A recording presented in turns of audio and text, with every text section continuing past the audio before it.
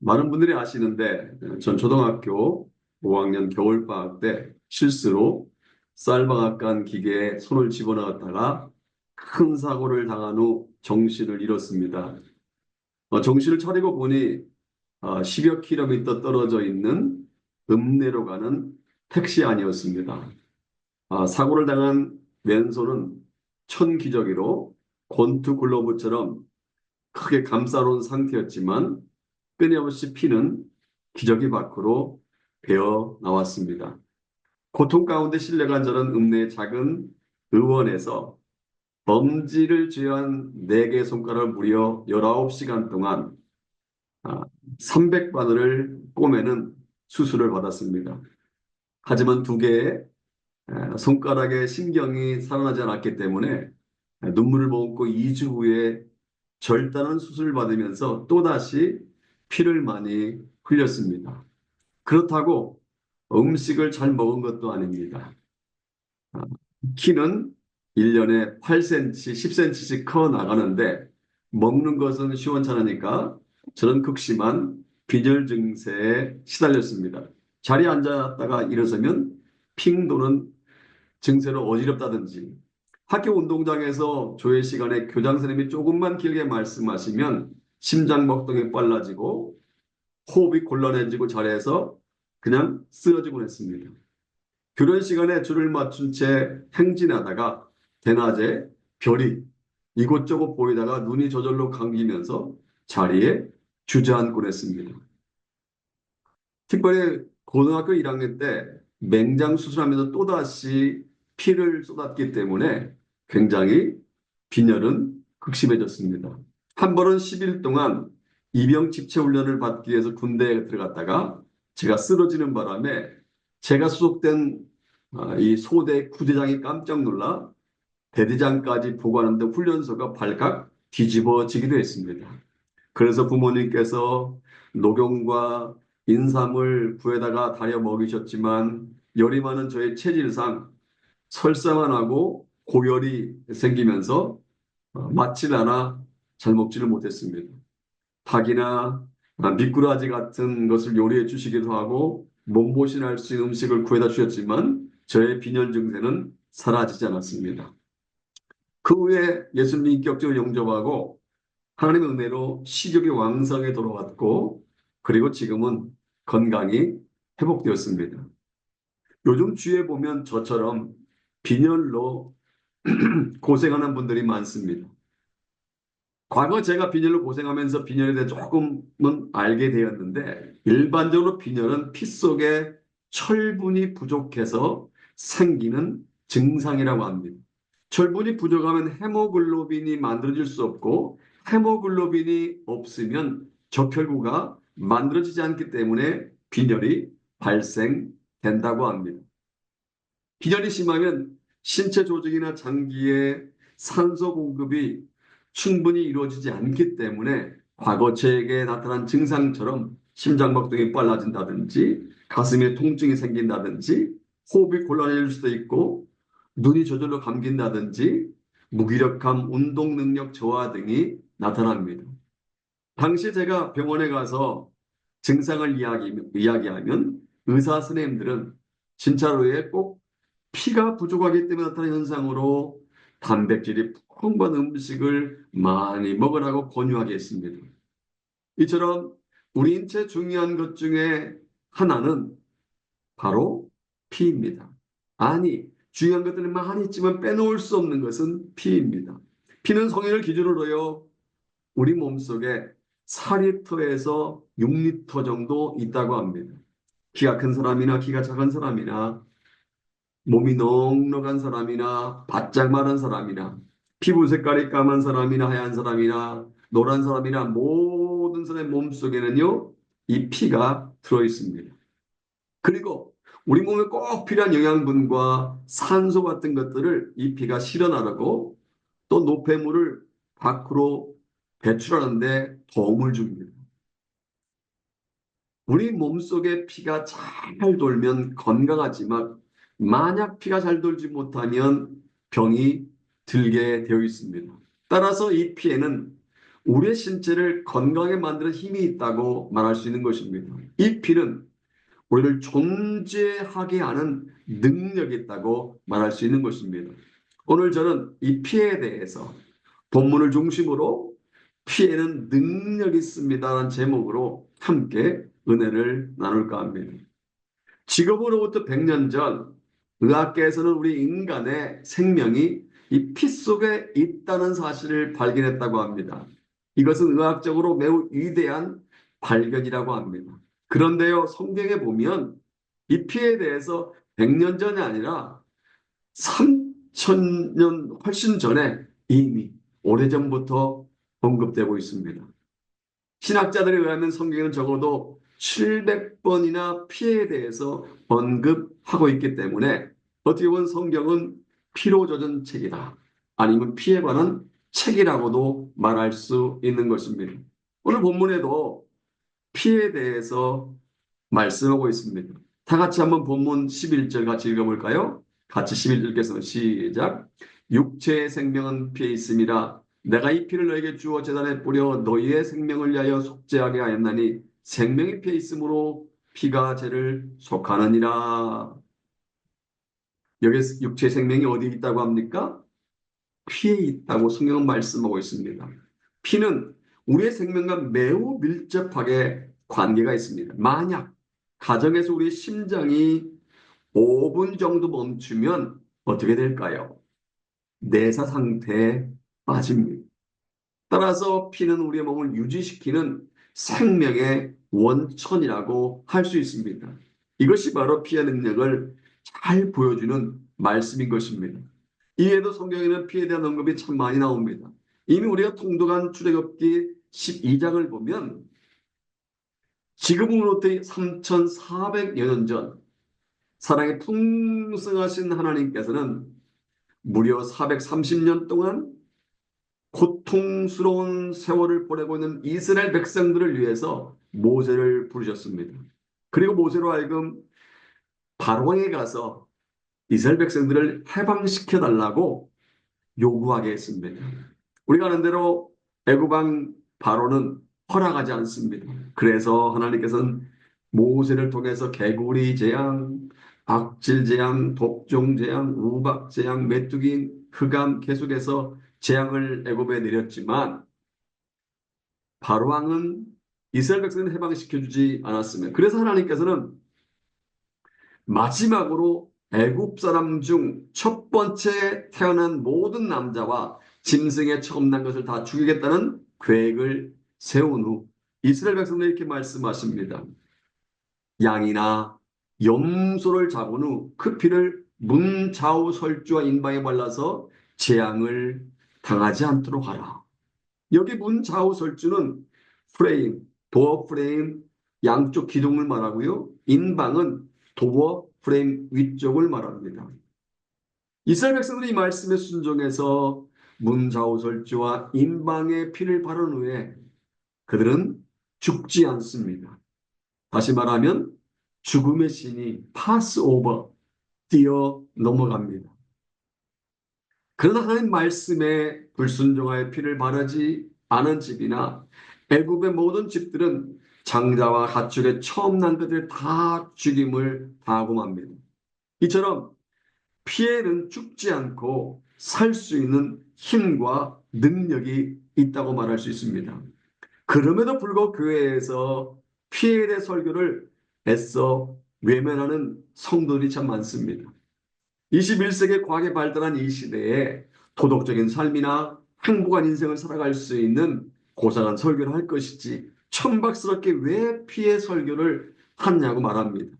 이것은 일반 성도뿐만 아니라 목사들까지도 피해에 관한 이야기를 애써 외우는 현상 중에 하나입니다.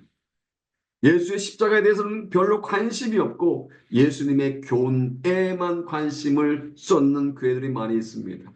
십자가 위에서 모든 물과 피를 흘리신 예수님보다 사랑과 은혜와 자비와 긍휼이 풍성하신 예수님에만 주목하는 성도들이 많이 있습니다.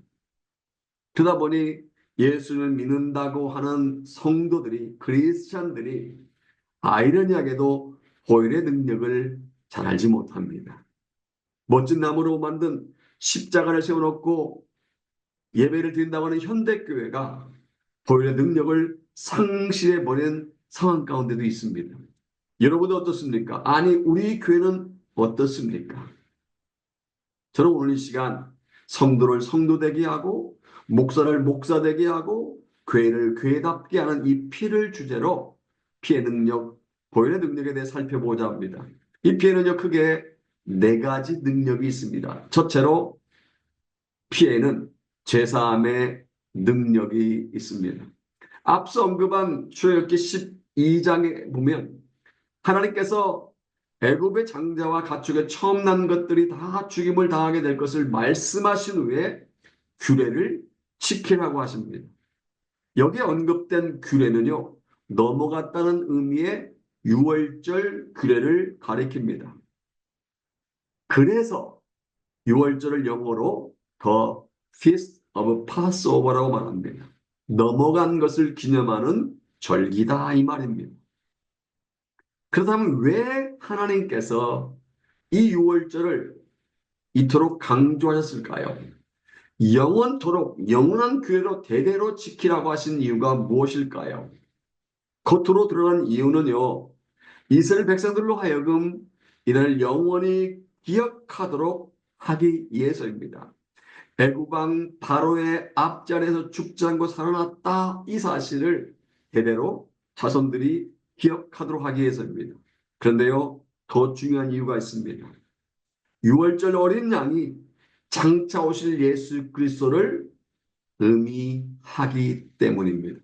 그래서 침례 요한은 예수님을 향해서 뭐라고 말했습니까? 보라, 세상 죄를 지고 하는 하나님의 뭐다? 어린 양이로다. 이렇게 선포한 겁니다. 사도 바울도 고린도전서 5장 7절 하반절에서 우리의 어린 양 곧 그리스도께서 희생되셨다고 언급한 것입니다. 그러니까 이 유월절 어린 양은 예수 그리스도의 심벌, 모형이 된다는 것입니다. 그리고 이 유월절 어린 양의 피가 죽음으로부터 이스라엘 백성들을 구원한 것처럼 예수 그리스도의 보혈에는 모든 인류를 구원할 수 있는 능력이 된다는 것입니다. 믿으십니까? 지난주 공동체 성경 읽기를 통해서 레기 말씀을 통독하신 분들은 아시겠지만 구약시대 이스라엘 백성의 죄를 범하면요, 흠없는 어린 양이나 염소, 1년 된 흠없는 어린 양의 염소를 가지고 제사장에로 갔습니다. 만약 가난해서 양의 염소를 구입할 수 없는 사람은 산비둘기나 쥐비둘기를 가지고 제사장에로 갔습니다. 그러면 제사장은 백성들이 가지고 온 그 짐승을 잡아 그 피를 손가락에 찍어 번제단에 바르고 나머지 피는 번제단 밑에 부으면서 하나님께 속죄 희생 제사를 드렸습니다. 다시 한번 오늘 말씀 11절 같이 볼까요? 같이 읽어보겠습니다. 시작. 육체의 생명은 피에 있음이라 내가 이 피를 너에게 주어 제단에 뿌려 너희의 생명을 위하여 속죄하게 하였나니 생명이 피에 있으므로 피가 죄를 속하느니라. 이 피는요, 육체의 생명만 유지시키는 것이 아니라 하반절에 보면 생명이 피에 있으므로 피가 뭐한다? 죄를 속한다라고 말합니다. 여기서 죄를 속한다는 말은 죄를 덮어준다. 죄를 가려준다는 의미로 피가 죄를 덮어주어서 망하지 않게 한다. 멸망치 않게 한다는 뜻입니다. 왜냐하면 피가 능력이 있기 때문입니다. 문제는요, 이 어린 양의 피나 염소의 피나 비둘기의 피가 우리의 모든 죄를 완벽하게 실 수 없다는 것입니다. 죄를 질 때마다 아니면 부지 중에 지었던 죄를 1년에 한 번 대속죄일은 무조건 7월 10일 날 하나님께 희생제를 드려야 됩니다. 왜요? 죄를 사함받기 위해서, 죄를 속하기 위해서 그렇습니다. 왜냐하면 인간은 습관을 따라 계속적으로 반복해서 안 죄야지, 이렇게 하면 안 되는데 라고 하면서 죄를 짓기 때문입니다. 그래서 해마다 수천 마리의 송아지와 염소와 양과 비둘기가 사람을 대신해서 죽어야만 했습니다. 그런데요, 예수님이 십자가에서 흘리신 보혈의 피는 단번에 정결케 하는 영원한 속죄의 피가 되었다는 사실입니다. 신약지에 들어와서는 구약시대와 달리 양이나 염소나 비둘기의 피가 필요 없게 되었습니다. 예수께서 단번에 십자가에서 자신 희생제물로 들으셨기 때문입니다. 히브리서 9장 22절의 말씀하는 것처럼 피 흘림이 없이는 죄를 사할 수가 없습니다. 죄를 용서할 수 없습니다. 따라서 우리는 동물의 피가 아닌 예수께서 십자가에서 흘리신 피를 통해 우리의 죄를 씻을 수가 있게 된 것입니다. 예수의 흘리신 보혈로 말미암아 시간과 장소와 환경과 국적과 인종에 얽매이지 않고 상관없이 모든 죄와 부정한 허물들 모든 것을 다 깨끗이 씻을 수 있게 된 것입니다. 대문호 섹스피어에 대해서 알 것입니다. 섹스피어의 4대 비극 중에 하나인 맥베드라는 소설에 보면 이런 이야기가 나옵니다. 맥베드가 왕이 되려고 던컨 왕을 칼로 찔러 죽이고 왕이 올랐습니다. 하지만 밤마다 죽은 던컨이 꿈속에서 나타나서 그를 괴롭혔습니다. 맥베드는 잠 못 이루는 밤을 보내면서 이렇게 절규합니다. 오, 아라비아 향수를 가지고도 이 손을 하나 말끔하게 씻을 수 없는가? 이것을 파내버릴 망각죄는 세상에 없는 것일까? 맥베드가 덩컨왕을 살해하고 죽인 이 죄책감이 계속해서 몰려온 것입니다. 그렇습니다. 우리의 죄는요, 세상의 그 어떠한 것으로도 씻을 수가 없습니다. 오직 예수 그리스도의 십자가의 보혈만이 우리의 모든 죄와 허물을 씻을 수 있는 능력이 있는 줄로 믿습니다. 예수 그리스도 십자가에서 흘리신 보혈은 주홍같이 붉은 우리 죄라 할지라도 허물이라 할지라도 흰 눈보다도 크게 더 깨끗하게 해주는 능력이 있는 줄로 믿습니다. 둘째로 피에는요, 화목하게 하는 능력이 있습니다. 첫째는 죄 씻음의 능력이 있고요. 두 번째는 화목하게 능력이 있습니다. 원래 아담의 범죄로 말미암아 우리 인간들은 하나님과 원수 관계에 놓여 있습니다. 그런데 로마서 5장 10절을 보면 그 아들의 죽으심으로 말미암아 하나님과 더불어 화목하게 되었다고 말씀합니다. 여기 죽으심으로 말미암아라는 말은 십자가의 피로 말미암아라는 말과 같은 의미입니다. 그러니까 예수 그리스도의 피로 말미암아 원수였던 하나님과 우리 사이에 화목할 수 있게 되었다는 것입니다. 더 나아가 우리가 잘 알고 있는 에베소 2장 12절과 14절을 보면 예수 그리스도의 피로 말미암아 이웃과 화목을 이룰 수 있고 예수 그리스도의 피로 말미암아 모든 만물이 화목하게 할 수 있는 길이 열렸다고 할 수 있습니다. 그러니까 예수 그리스도의 피로 말미암아 개인과 개인, 민족과 민족, 국가와 국가 간에 진정한 화목을 이룰 수 있는 길이 열린 것입니다. 이처럼 예수 그리스도의 보혈은요, 만물을 화목하게 하는 능력이 있는 것입니다. 아레이 토레이 박사가 쓴 그리스도의 보혈 능력이라는 책이 있습니다. 이 책에 보면 이런 이야기가 있습니다. 자기의 행위로서 평안함을 얻고자 하는 한 사람에 대한 이야기가 나옵니다. 자기의 행위로 피스, 평안함을 얻고자 하는 사람의 이야기입니다. 어떤 친구가 그에게 이렇게 말했다고 합니다. 자네의 종교는 두 글자의 종교요. 나의 종교는 네 글자 종교야. 그러자 자기 행위로 평안함을 얻으려고 했던 그 친구가 반문합니다.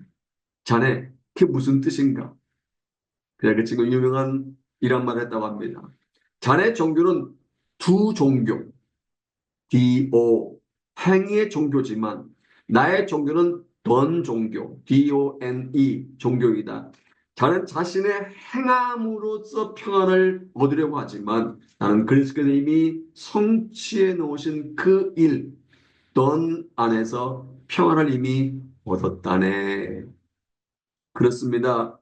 우리는 십자가에서 흘리신 예수 그리스도의 보혈을 통해 세상에 줄 수 없는 화평을, 평화를 누릴 수 있는 것입니다. 예수 그리스도의 보혈을 통해서 하나님과 화목할 뿐만 아니라 가족들과 화목할 수 있고 이웃들과 화목할 수 있고 더 나아가 만물이 서로 화목할 수 있는 것입니다. 혹시 이 자리에 원맞지 못한 관계로 말미암아 어려움 가운데 있는 분 계시지 않습니까? 내 힘으로 내 능력으로는 화목할 수 없습니다. 예수 그리스도의 보혈을 의지하시기 바랍니다. 예수 그리스도의 보혈은 깨어진 관계를 회복시켜 주시는 능력이 있는 줄로 믿습니다. 예수 그리스도 보혈은 우리를 화목의 길로 이끄는 능력이 있는 줄로 믿습니다. 셋째로 피에는요 우리를 승리케 하는 능력이 있습니다. 여러분 하나님께서 우리 성도들에게 주신 영적 전쟁의 무기들이 있는 거 아십니까? 무엇이 영적 전쟁의 무기가 될까요? 하나님의 말씀, 성령의 능력, 예수 그리스도의 이름, 영적 전쟁의 무기입니다. 이것과 함께 빼놓을 수 없는 무기는요, 예수님의 보혈입니다. 많은 사람들이, 많은 성도들이 하나님의 말씀과 성령의 능력과 예수 이름의 영적 전쟁에 탁월한 무기가 된다는 사실은 알고 있지만 예수님의 보혈이 영적 전쟁에 무기가 된다는 사실을 모르는 경우가 있습니다. 예수님의 보혈이 영적 무기가 되는 이유는요. 사단이 하나님의 자녀를 정죄하고 참소할 때 예수의 보혈이 우리에게 의로움을 주기 때문입니다. 요한계시록에 보면 마지막 때 성도들과 사단이 싸움을 한다고 언급합니다.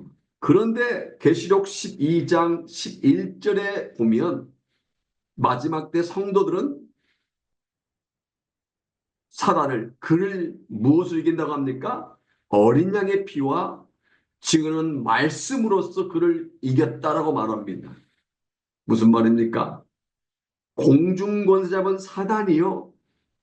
가장 무서운 것 중에 하나가 바로 이 예수의 보혈, 어린 양의 피라고 말할 수 있는 것입니다. 사단 예수 그리스도의 보혈 소리만 들어도 무서워 떨게 되어 있습니다. 보혈 찬양만 불러도 사단은 도망가게 되어 있습니다. 왜요? 예수 그리스도의 보혈로 말미암아 사단은 패배했고 예수가 승리했기 때문입니다. 전에 소개한 적이 있는데 제가 청년 담당 전도사로서 사역할 때 김모라는 형제가 있었습니다. 오클랜드 대학에서 세계 역사를 전공하는 그 형제는 역사에 관련된 책뿐만 아니라 그리스 로마 신화, 중국 각종 신화들을 달달이 외울 만큼 역사에 대해서 박사였습니다. 근데 그 어느 날 형제가 감쪽같이 사라졌습니다. 방 안에는 그 형제가 입고 있던 옷이 그대로 있고 지갑도 그대로 있었고 신발도 현관에 그대로 있었습니다. 그리고 형제가 현관을 열고 나간 흔적도 없었고 이웃에 있는 어느 누구도 그 형제를 본 사람이 없었습니다. 형제가 머무르고 있던 이모 집에서는 난리가 났습니다. 이모와 이모부가 나서 경찰에 실종 신고까지 했지만 경찰에서도 그 형제를 찾지 못했습니다. 물론 교회도 연락이 와서 청년 담당이었던 저도 여기저기 수소문했지만 그 형제를 찾을 수가 없었습니다. 그러자 그 형제 이모가 한국에 있는 언니, 그러니까 그 형제의 부모님에게, 어머니에게 연락을 해서 급히 그 형제 어머니가 뉴질랜드 북섬 오클랜드로 왔습니다. 그렇게 사흘이 지났습니다. 그런데 그 형제를 찾으러 밖으로 나갔다가 집에 돌아온 가족들이 깜짝 놀랐습니다. 사흘 만에 엉망인 모습으로 그 형제가 나타난 것입니다. 눈동자는 풀린 채 온몸이 오물로 묻어 있고 자신의 몸도 가누지 못할 채 벽에 등을 기대고 있었던 것입니다. 가족들은 반갑기도 하고 그들 어떻게 된 영문인지 궁금해서 물어도 그 형제는 입을 열지 않았습니다. 분명히 문을 잠그고 가는데 들어온 흔적도 없고 나간 흔적도 없었는데 그 형제가 딱 나타난 것입니다. 교회 연락이 와서 담임 목사님과 사모님 그리고 모 권사님과 함께 제가 그 댁으로 갔더니 역시 그 형제는 벽에 등을 기댄 채 앉아 있었습니다. 저와 목사님이 아무리 물어보아도 아무런 대답도 하지 않고 정신 나간 것처럼 눈동자가 이렇게 풀려 있었습니다. 우리는 보혈 찬양을 1시간 동안 힘차게 박수치면서 보혈 찬양만 1시간 동안 하고 그리고 3, 40분 동안 안수하며 통성으로 기도하고 방언으로 기도했습니다. 여전히 눈동자는 풀려 있었습니다. 또다시 보혈 찬양을 1시간 동안 열심히 힘차게 부르고 또 통성으로 기도하고 방언으로 기도했습니다. 그러다 나아지지 않았습니다. 포기하지 않고 1시간 보혈 찬양, 안수, 통성기도 그렇게 거의 3시간 가까이 한 것 같습니다. 3시간 좀 지나자 그 형제 눈동자가 정상으로 돌아오면서 눈물을 흘리는 것이었습니다. 그래서 그동안 있었던 일을 물어보니 역사 공부를 하면서 그 형제가 날마다 뭔가에 눌려 있었다고 합니다. 잠을 잘 수가 없었고 생각이 정리가 되자 혼란스러웠고 나중에는 공부는커녕 자살하고 싶은 충동이 끊임없이 생기게 되었다고 합니다. 결국은 매일 다른 케미스트, 약국에 오늘은 이곳 내일은 저 약국에 가서 조금씩 수면제를 모았습니다. 오랜 시간에 걸쳐 모으다 보니까 꽤 많은 양의 수면제를 모을 수 있었습니다. 그래서 모아놓은 수면제를 가지고 지붕과 천장 사이에 있는 그곳에 문을 열고 스탠드 의자, 바에서 있는 스탠드 의자를 짚고 올라간 후에 스탠드 의자를 발로 빵 위에서 차서 다른 데로 가게 하고 뚜껑을 덮고 그 안에 그 조그만 공간, 지붕과 천장 사이 조그만 공간에 아무도 모르게 숨었답니다. 그리고 거기에서 수면제를 먹고 자살을 시도했습니다. 사흘 낮밤을 먹지도 않고 화장실도 가지 않고 거기에서 오물을 뱉어내고 죽어가다가 극적으로 깨어난 분이 목이 말라 물을 마시러 그곳에서 내려왔다는 것입니다. 결국 그 형제는 자살하라고 끊임없이 유혹하는 흑암의 세력으로부터 완전히 치유되고 자유케 됩니다. 할렐루야.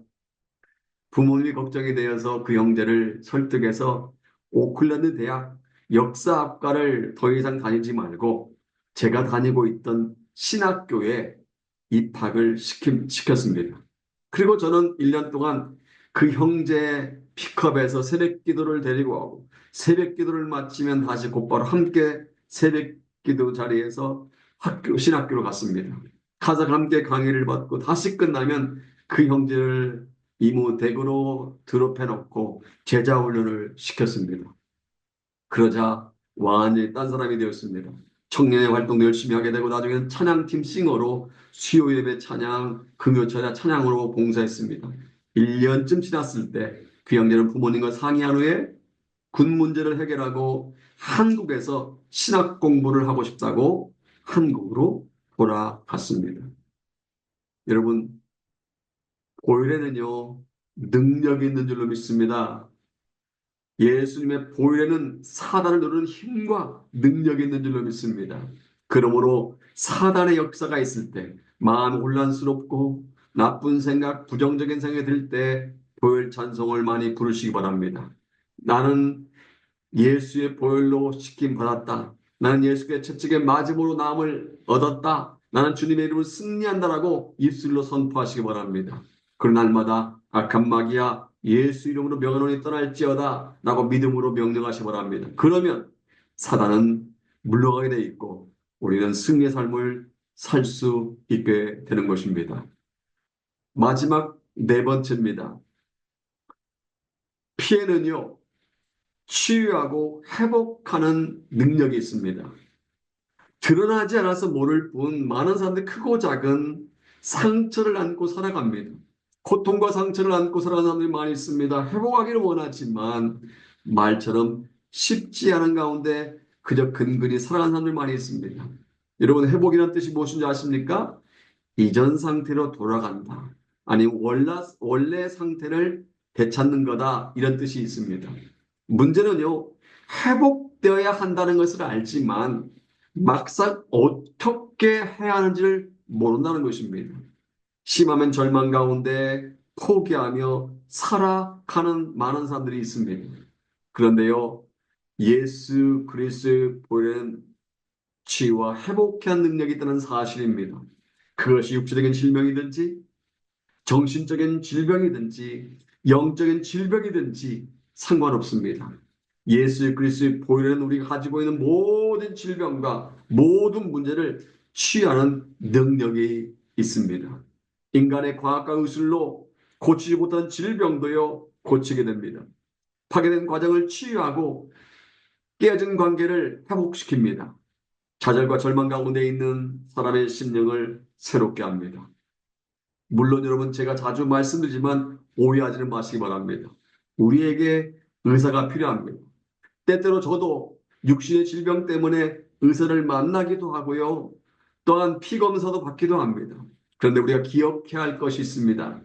의사가 고치지 못하는 병도 있다는 것입니다. 의학으로도 치료할 수 없는 질환이 있다는 것입니다. 하지만 하나님께는요 고치지 못할 병이 하나도 없다는 사실입니다. 하나님은 의사가 하지 못하는 것 모든 것을 하실 수 있습니다. 이사야 선지자는 이사야 53장 5절과 4절 5절과 4절과 5절을 통해서 이렇게 말씀했습니다. 그가 찔림은 우리의 허물을 인함이요 그가 상함은 우리의 죄악을 인함이라. 그가 징계를 받아 우리가 평안을 누리고 그가 채찍에 맞음으로 우리가 남을 입었도다. 예수 그리스도의 고난과 십자가에서 흘리신 보혈은요 우리의 모든 병과 우리의 모든 약한 것들을 치유하는 능력이 있는 줄로 믿습니다. 그러므로 여러분 가운데 치유받아야 할 질병이 있습니까? 상처 가운데 있습니까? 예수님의 보혈을 의지하시기 바랍니다. 예수님의 보혈은 치유한 능력이 있기 때문입니다. 사랑하는 하모니 여러분, 이제 한 가지 이야기를 소개하고 말씀드리겠습니다.